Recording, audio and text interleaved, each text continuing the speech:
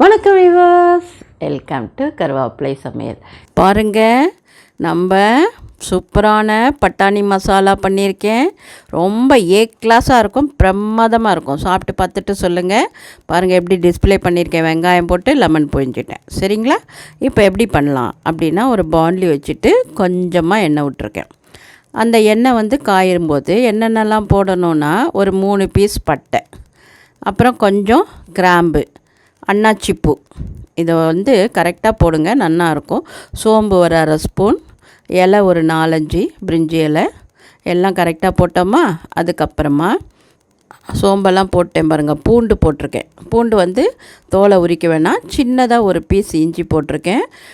பூண்டு ஒரு 6-7 பல் அப்படி கணக்கு வச்சுக்கோங்க. சரிங்களா? இந்த மசாலா கரெக்டாக இருக்கும். இப்போ நான் எப்படி காமிச்சிருக்கேனோ அதை பார்த்துட்டு நீங்கள் அந்தளவுக்கு மசாலா போட்டால் போகிறோம், பிரமாதமாக வரும். அதுக்கப்புறமா நம்ம கொஞ்சமாக கொத்தமல்லி போட்டிருக்கோம். அதுக்கப்புறம் வெங்காயம் சும்மா பெருசாக நறுக்கி போட்டிருக்கேன் 3. அது வதக்கி அரைக்க தானே போகிறோம், அதனால் அப்படி நறுக்கியிருக்கேன். நீங்கள் வேணும்னா கூட கொஞ்சம் அழகாக நறுக்கி வதக்கணுன்னா வதக்கிக்கோங்க, நோ ப்ராப்ளம்.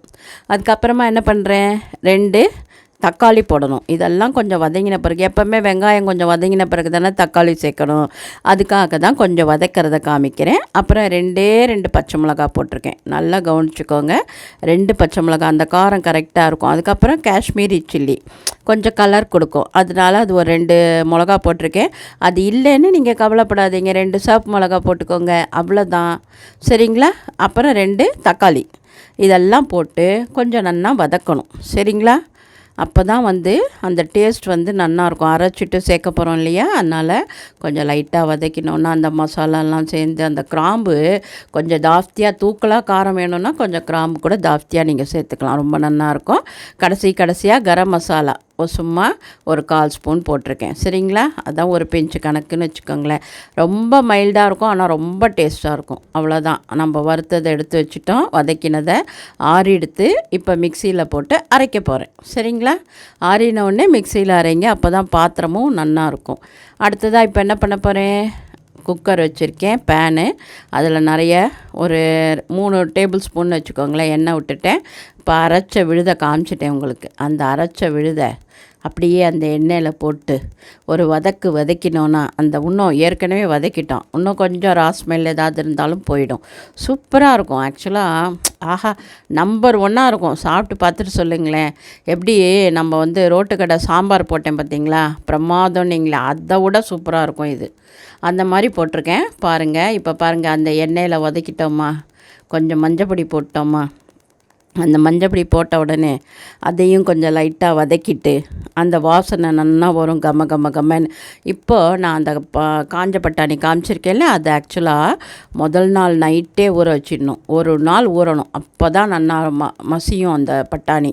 நல்லா வெந்நீர் போட்டு ஊற வச்சுருங்க. இப்போ அதை அந்த மசாலாவில் சேர்த்துட்டேன்.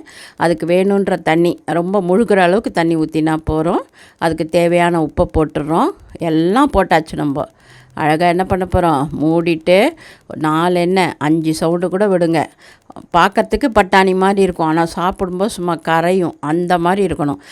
பட்டாணி 1 டே ஊறணும், அதுதான் இம்பார்ட்டண்ட். இப்போது திறந்த உடனே என்ன பண்ணுறேன், கொஞ்சமாக காரம் போடுறேன். காரம் ஜாஸ்தியாக வேணும்னா கொஞ்சம் ஜாஸ்தி போட்டுக்கோங்க.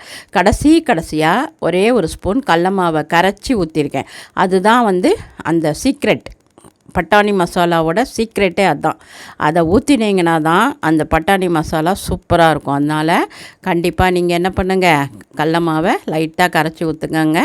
வேணும்னா கொஞ்சம் பட்டாணி என்ன பண்ணுங்கள், லைட்டாக மேஷ் பண்ணிக்கோங்க. சூப்பராக இருக்கும்.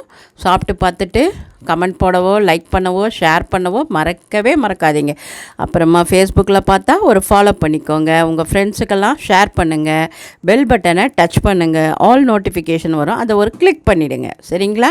பாருங்கள் எப்படி ஜம்முன்னு. அந்த கொத்தமல்லி மாத்திரம் நிறையா போட்டிங்கன்னா அதோட டேஸ்ட்டே தனி தான். எவ்வளோ இருக்கோ நறுக்கி போடுங்க, என்ஜாய் பண்ணுங்கள். அப்படி கொஞ்சம் வெங்காயம், ஒரு லெமனை புழிஞ்சி அப்படி கொடுத்து பாருங்கள். எல்லோரும் ஆஹா ஓஹோன்னுவாங்க, பிரமாதன்னுவாங்க. அதோட அது மேலே கூட நீங்கள் பூந்தி, காரா பூந்தி, கார்ன்ஃப்ளெக்ஸ் எது வேணால் போட்டு சாப்பிட்லாம், பிரமாதமாக இருக்கும். சாப்பிட்டு பார்த்துட்டு உங்கள் கமெண்ட்டை கொடுங்க, லைக் பண்ணுங்கள். ஆரோக்கியமாக சாப்பிடுவோம், ஆரோக்கியமாக இருப்போம். நன்றி, வாழ்த்துக்கள்.